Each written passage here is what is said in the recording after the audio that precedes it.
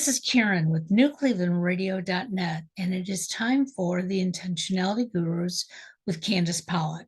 And as usual, we don't pre-plan any of our podcasts. I usually get the title of the podcast in the blurb just right before we go to production.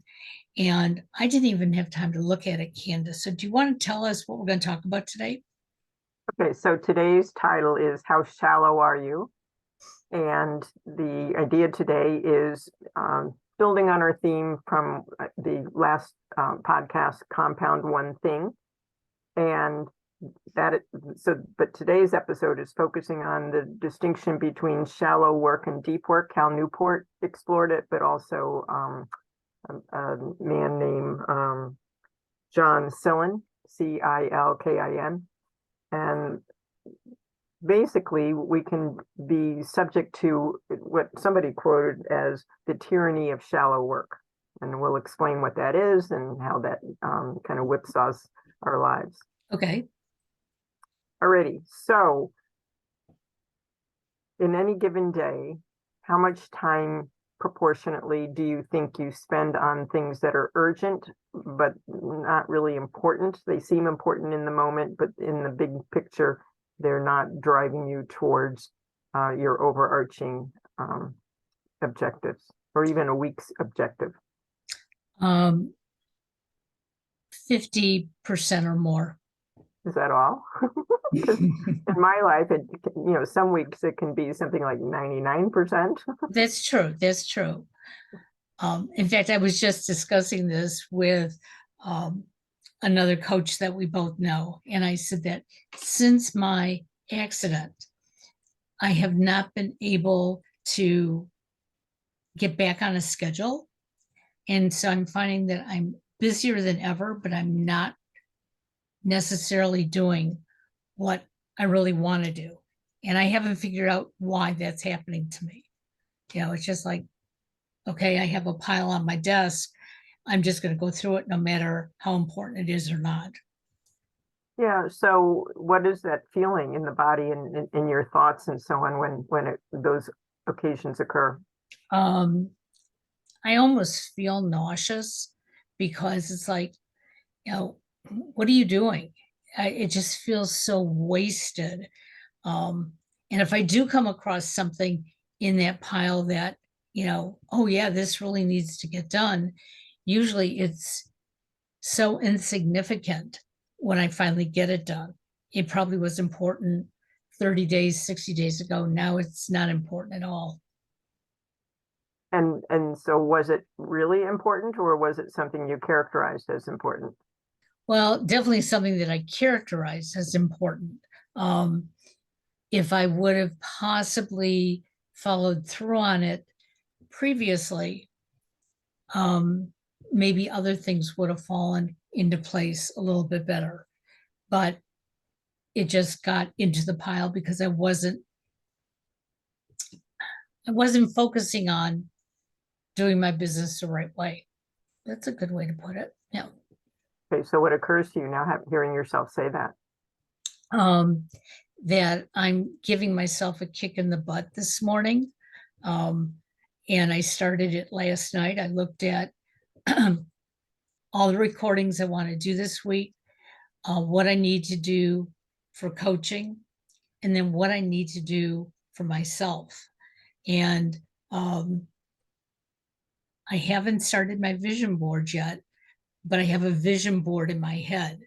And I'm now ready to go to the office store, getting a piece of poster board of some sort and putting those stickies on it so that I can actually rip them off as things are done. So you said the recordings for the week, and then the, I forget what the middle one was, but Coaching. Okay. Yeah. And then things for yourself in that order? Right. In that order? In that order. Okay. And what occurs to you when I press that point? I knew exactly where you're going. If I don't take care of myself, the other things won't fall into place. Right. Especially recovering from your accident. Right. And you know, I guess I intertwine doing for myself into those other categories, um, because my podcasting really is an extension of me. It's something that I really need. Um, and not doing it as regularly, and I realize it's been 9 weeks now. Um, I have felt like I lost a part of me, and I know that I've got to get back into that routine so that I can, start filling up the hole that I created. Yeah, I really love that distinction you made. It's giving me thought for myself because, coaching for me, and advocating and, a couple of those things that see in my own mind's eye are the same, are things I love doing. And so it's hard for me to turn things off and do the self-care things, but I recognize certainly the importance of those things. So in terms of those of us who are self-employed and have, the ability to control theoretically our schedule. And I say theoretically, a little tongue in cheek because we don't often feel. I remember way, way, way back when I had a paralegal business before I went to law school. And people would often say to me, other paralegals as a rule, they'd say, "Oh, it's great that you work for yourself. Nobody can tell you what to do." And I thought, oh, as if. Yeah. All of my customers were telling me because they had deadlines and I had to meet those deadlines. So I had actually, expanded, or what do you call it, compounded the issue. So thinking in a given day of the urgent things versus the important things, and thinking about what you just described, your board with the stickies and so on, what shows up in terms of how you might actually construct that? Well, one of the things that I started doing probably the end of last week is, at least when I get up in the morning, making a period of time, and sometimes it can be 5 minutes, sometimes it can be up to 30. But that period of time is for me, whether I'm exercising or I'm um, going back to bed, not to sleep, but just to let my mind wander. Because in the past, the alarm would go off, and I would jump out of bed. I'm not a person who pushes the snooze, but now I'm realizing, even though I don't do that, I need to take this period of time to get my body to respond to it's a new day. And this morning, my husband got up and showered. He comes back to the room, and there I am doing my exercises. And then he walked out of the room and came back like 10 minutes later, and I still was. And when I finished, he said, "Aren't you only supposed to do about 15 minutes worth of exercises?" And I said, "Yes." And he said, "Well, you did 30." And I said, "Well, my mind was wandering, and it felt good to let it just go while I was exercising. I wasn't thinking of anything in particular. And doing that refreshes me for the rest of the day." Just love that. So by spending that time, I guess it's like brainstorming or just letting your thoughts kind of go to where they need to go, you are energized for the day. Yep. All right. So it's a perfect illustration of this idea. If you were to wake up knowing that you had, these pesky little tasks to do and so on that were not necessarily crucial, that it wasn't the house of cards card that is going to support the entire structure. How Right. do those days tend to feel? And I don't want to I don't want that to be a leading question. Well, there are some days that I don't do the self-care. I mean, I'm really on day 5 and it's going really good, and it's becoming a habit. Um, and that's how I look at it, because if I look at it, oh, I'm just going to take care of myself, um, I still come from that background that's being selfish. But this becomes a habit, so that when I look at those stickies in my head right now, I can sometimes start moving them around. Oh, I thought the most important one for the day was to get to the mailbox to mail something to my son. Yeah, it's important, but it's not crucial. It's not life-threatening. And if I never mailed it to him, he'd be okay without it. So yesterday it was on the top of my list for today. Today it's already moved down. It'll get done, but it's not crucial. Son who, right? No, I'm not just, that's Yep. the extreme, but it's just such a perfect illustration of how that was a task. And yeah, I don't know how we might use the word important. I mean, it has some element of, I don't know, I don't even want to give it the word significance, but it's your son, all right? And normally our instinct would be, yes, I should take care of this. It's a should. And you were able to see the distinction between it being important versus something you could do. Exactly. Right. And so I think that's a great illustration of the almost the deep work versus the shallow work. So Cal Newport took a bunch of ideas and he wrote the book Deep Work. And in Deep Work, he refers to, deep work is the cognitive abilities pushed to the limit. When you're working without distractions, you're focusing on something with deep concentration, and then in time, new value will be created. You'll see a new opportunity to make that available to others, what have you. And shallow work is, for knowledge workers, is work that isn't cognitively demanding. It could be something that we do routinely, and so on, checking email, responding to email, those kinds of things is the classic example. And you can multitask while you're doing it, but it's not creating value. And his premise in the book is, for knowledge workers, now remember he's in his 30s. I think at the time he wrote it, he probably was, on the young side of 35. In his field, he's a computer technology professor at Georgetown University, as well as an author of several books. And he's a future thinker. In his world, that's his value.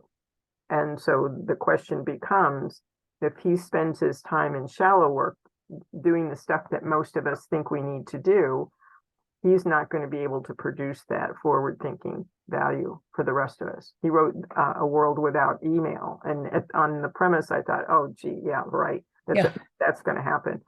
But then he talks about ways to reduce how much time it involves.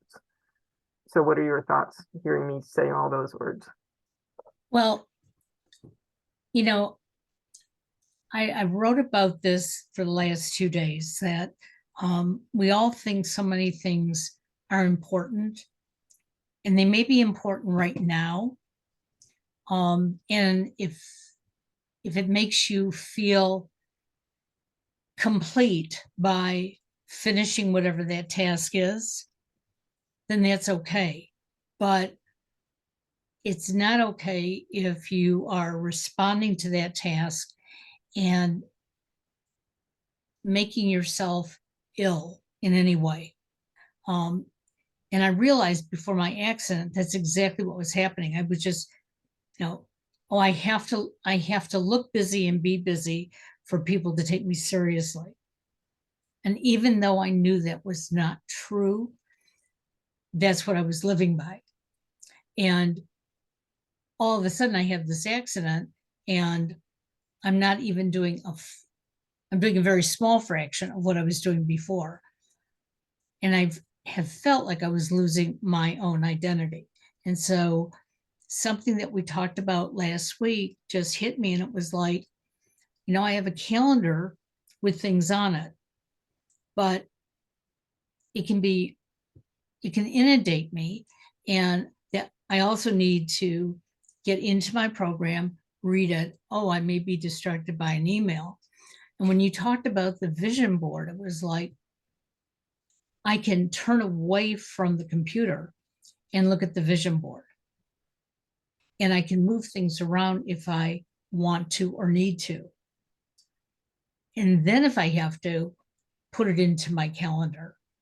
But instead, I've been putting everything into my calendar, and it gets lost. If I forget to go back the next day to see what I put in there, it's gone. But my vision board will have it until it's completed. Yeah, and having everything in the calendar, and I'm going to make a leap of assumption here. I'm going to assume like the kitchen trunk drawer of things, it's just in there willy-nilly, you know, a little Yep. task here, a big task there, you know, maybe some deep work someplace else. Then we're squandering our attention. And a phrase that Nick Carr uses in his book, The Shallows, he says the ability to control our attention is the number one most important skill to have a happy, fulfilled life, you know, whether it be business and or otherwise. And much of what we think is urgent, it's urgent because we don't have a system around it. It's like, Yep. duh, all right, but who has time to make a system? Because we're so busy, you know, being Candy on demand or Karen on demand. Email comes in, have to respond. So the idea with the calendaring or you know, rather than thinking of it as calendaring, we can be thinking of it as attention control focus. And so I'm going to bunch these shallow tasks to this particular time slot. And then because I have them in aggregate, I can start to see patterns and say, okay, where can I eliminate this? I'll give you an example. So, you know, I belong to several groups, not a lot, less than I used to. And with the advent of email, there was email, there is phone calls, there is WhatsApp, Yep. there is texting, and I can't think of what else. Oh, for a while we had Boxer, all right? And there was one group in particular that we often communicate by text, but then there was a change in the schedule, and I showed up for a meeting, you know, electronic meeting, and there had been a change. And so I posed that via text, and they said, oh, well, we sent that via email. Like, okay. So now I have to look at my email list. I might have to look at my telephone list. I may need to look at my text list. I may need to look at WhatsApp, depending on the group. So in Win the Week, Demir and Carrie Bentley talk about creating a communication policy. So I attempted to suggest that our group come up with a communication policy, that this will be the primary mechanism of communication. So I only need to go to one place, because when I replicate that need to check here, there, and everywhere, I don't know if I've had the most recent communication. So I have to go back a few times, but it just exponentially consumes a boatload of time. Well, and you know, I heard you talking about this once before, and I had decided when we started the business that all business related discussion had to go through email, because that way I could put it in separate folders. I could go back and look at what I said to you, what you said to me. And I've run across the fact that there are so many people who like to text rather than use email. And my comment has been, if you're trying to reach me quickly, go ahead and text me. You know, call me or text me. But if you're telling me something about our meeting or business, put the detail in an email, because I'm losing my text messages. You know, I didn't even realize that after, I think I set it after 30 days, they automatically get deleted. So if somebody says, well, I texted you that in June, well, I probably don't have it anymore. But if you sent me an email, I definitely have it. So that's your communication policy. So Right.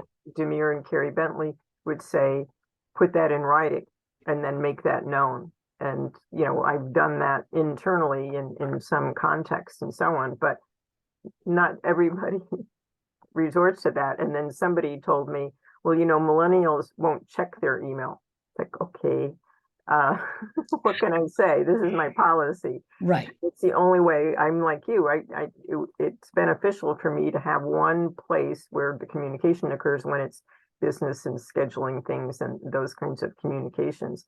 And texting is, it requires more effort. I do appreciate being able to voice record a text, and WhatsApp and so on, but I I don't need to replicate more places because it's like, we had PayPal, and now Mhm. there's, some people use Venmo, and there's Google Pay, and there's all these other things. And like, okay, how many places do I need to look? Sorry, Right. I'm starting to sound to myself like a crank. But in the context of deep work and shallow work, just checking that stuff is a lot of shallow work. And so it robs our attention, it fractures our attention from other things. But if we block it to a particular time of day, so that we know we're not going to be checking things, that can be part of the communication policy. And we're going to have a greater opportunity to protect those deep block times for deeper thought and where we may be coming up with some of those solutions and so on. Anything else on that point? No, I've put my information out in writing. And 95% of those contacts, are following through. And I've said, there are other ways, but those other ways need to be not as important, or just saying, hey, would you read your email? Um, my husband doesn't have any social media. He hates it. Although he loves looking at my The social tech media. guy, the Yeah. tech guy, right? Yeah. Right. But at his job, they use Teams 24/7. So if you want to call somebody, you use Teams. If you need to send an email, you go through Teams. And, yeah, he's a tech guy, but his comment to me was, I don't see how I can put this all in one folder. So I have that trail, Mhm, mhm. and especially for what he does. So where he works, he's dependent on certain union people, but the union people aren't always at his plant when he needs them. And he said, so if he puts it in an email and the person responds in the email, he knows exactly where that is. But when they respond through Teams, he says it just goes off into never land. Mhm. And, so he was going in today to have a little fuss about that. But technology is just, it's made things easier, but it's also made things more cumbersome for us. Yeah, and I think the most perfect quote on that is from that Nicholas Carr again, and he said, "We shape our tools, and after they shape us." I just love that. And so, we have to be like Frankenstein. We have to be careful about what we create. Yeah. So, in terms of, how shallow are we? I think going forward, we can just be paying attention to the extent, any day that we feel like we're kind of getting buffeted by stuff that's coming at us, rather than being able to forge forward on the things that we need to do, we can just pay attention to what was it, how can I block this? Where would this show up if it were to be in a block of time? And what kind of policies can I make internally that I'm going to hold myself to? That's the hardest part. And Well, then how do I deal with those people that defy the process? yeah, I mean, you are so right, because, when I told all my clients last week, um, I'm not working on the weekend unless I have made arrangements with you to work on the weekend. Doesn't mean that you can't email me or anything like that, but I'm probably not going to respond. Mhm. But I like keeping up with my email on the weekend, only so that I can filter out the things that aren't important. Mhm. And now to create those sticky notes too, that says, you told Candace you'd follow up on this by a certain date. Yeah, I can put that in my calendar and it will get lost. But the sticky in front of me, every time I walk into the office, I'll see it on the board and know what needs to get done or what I can change now because it's not as important. Mhm, mhm. Well, and there's some gratification in being able to take the sticky off and crumble it and say, done. Yeah, I don't know exactly. why Yeah. that is. It's kind of silly and so on. So, this conversation today isn't necessarily going to be deep. It's going to be shallow, but deep in the same way if we take it that way. So just to be paying attention to where can we drain some of the shallows? Where can we, Demir and Carrie Bentley talk about taco. Where can we terminate it? Where can we automate it? Where can we consolidate it? And where can we outsource things? And they even talk about a system about outsourcing email. And a lot of people go, what? No, only I can do it. But they have a system where you can train someone and have standards around somebody triaging email and then some email templates that would most likely be used in those scenarios. And then the assistant can park those in a folder and say, hey, look in the folder. And then the person who needs to send them out can look at it and say, yeah, click and just hit send. All right. But the triaging, capturing the important stuff versus the non-important stuff. I have different emails for different things, which is, a blessing and a curse, but it helps me segregate the different roles. I, Right. I do not, as a rule, give out my cell phone number. I used to always tell people I'm not candy on demand because I couldn't promise that I could respond. I didn't want to set up that expectation. And over time, I've had to erode that somewhat because I don't have a landline anymore. I do have a Google phone number, but most people will text me and so on. And I'm sorry to say that my way of dealing with it is I've trained people that I'm not responding, and I don't. I mean, it isn't all intentional. Sure. I just don't have my alerts on, except for a couple of people, my sisters.